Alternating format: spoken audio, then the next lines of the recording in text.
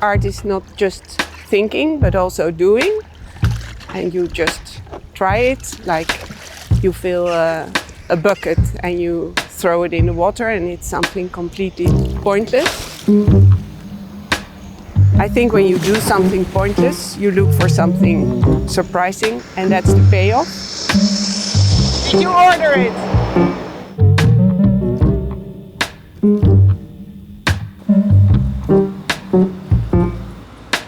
I was trained as a sculptor, and at a certain point I really wanted things to move. I think that was the moment that I started to make films. I simply wanted it to move. I went to the academy, but I think becoming an artist is much more about the people you meet, the opportunities you get, the chances you have to take when you actually have made the work and you can show it. So if you want to talk about that journey of becoming an artist, I think more about one of my first film loops. It's called Handstand. A girl's doing a handstand. It was shot on 16mm film and I put it in a loop, so continuous. And then much later, Daniel Birnbaum, he wrote, or he described me as a loop guru. And I think those kind of moments, you're not aware when you're starting it. For me, it was a matter of to continue looking at the work, but then, later it becomes that's maybe the reason why I became an artist. It's more in the works that take me to become an artist, something like that.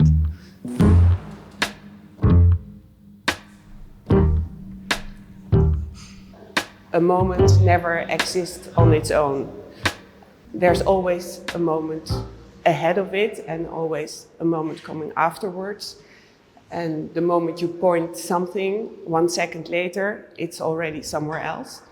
And I think this is what I'm trying to catch, more moments in one moment, in one image. You can see when you get close that it's built up from many little suns. It's based on a photograph of myself when I was young, a very small black and white photograph taken by my mom. But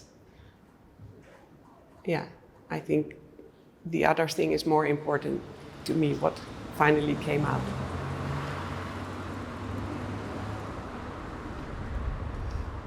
At a certain point I went to New York. I had the chance to live in New York for a while. And I became a big fan of David Hammons and his actually with the bucket, kicking the bucket or something, that's the title, I think. But also the snowballs, such a fantastic, great piece. Yeah, that you have something that is also nothing at the same time. You sell a snowball, but it's actually also nothing, and that, I find that great.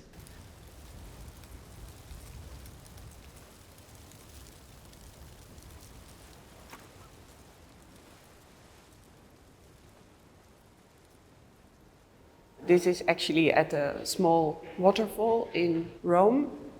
I really was fascinated by the fact that you see these balls in the waterfall, and if you wait a bit, you see them dancing on the water, and you see this collision of water with water. So the title of it is Play and Stay, and I think that counts for the water that is, staying there, but also playful. And it also counts for the balls and the sticks and the empty bottles that are in that waterfall, and they are dancing actually on the water. And they also stay there for a long time, and they also play. So somehow I like that ambiguity of, which you can find in the title.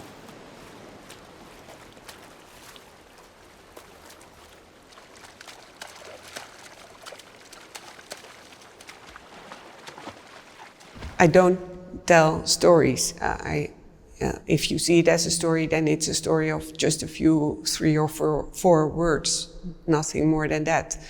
And they are looping, so I see it more in a sculptural way, like as if you walk around a sculpture.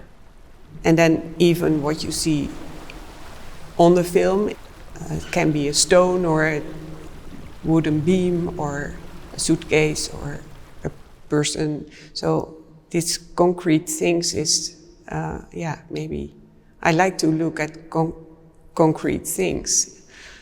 But then there are the sculptures on the other side, and they also move somehow, like what I did with 8 minutes and 20 seconds.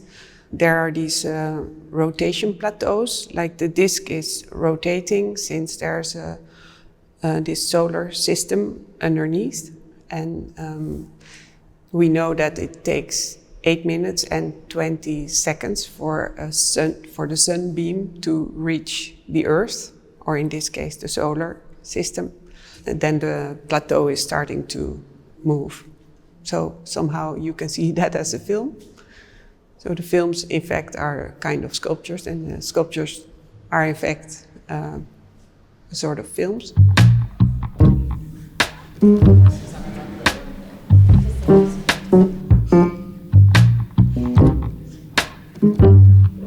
I think it's a good height. Yeah. Oh, look at this! Oh, this is, I didn't see it. I think often you just do things.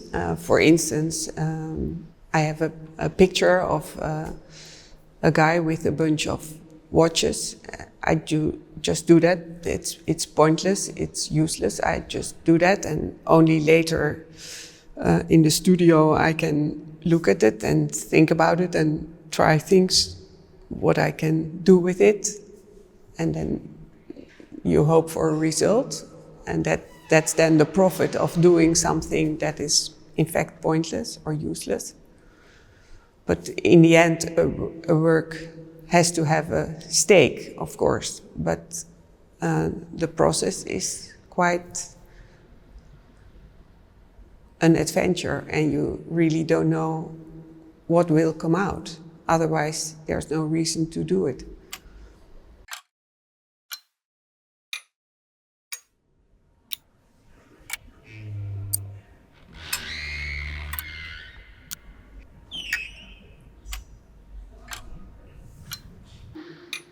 It's called It's Time, and actually it shows how hard it is to pin down time. After I've made this film, I knew that for sure. And in fact, looking at the time on your watch, you're looking at the sun. That's what I also realized. Once you start working, it's somehow diving into an adventure, and you don't know where it will end. But that's also the reason to do it, to discover something. That's also the reason that I like to collaborate with other people. And sometimes misunderstandings can give, a certain result that you can be happy about, and that I didn't know before that it would exist.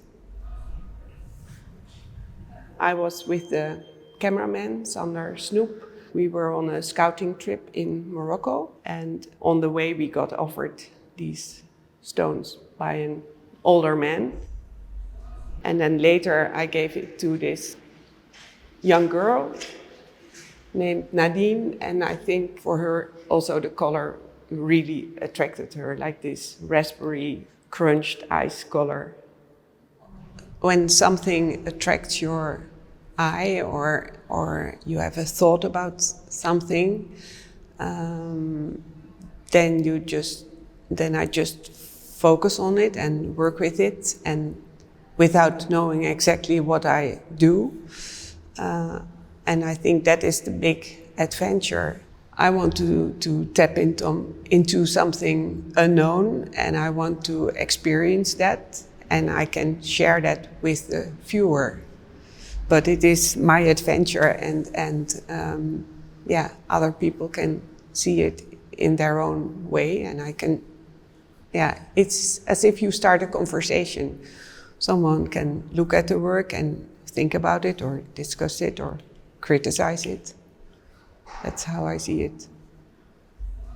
There's this postcard of Joseph Beuys saying, "Ich denke sowieso mit dem Knie," is like, I think anyway with my knee. And I really liked, I think it was confusing, but I really think that combination of the physical and the mental is so interesting. And it sounds maybe weird, but sometimes your knee or your hand knows more than you know yourself. And I think that also has to do with the adventure of making something.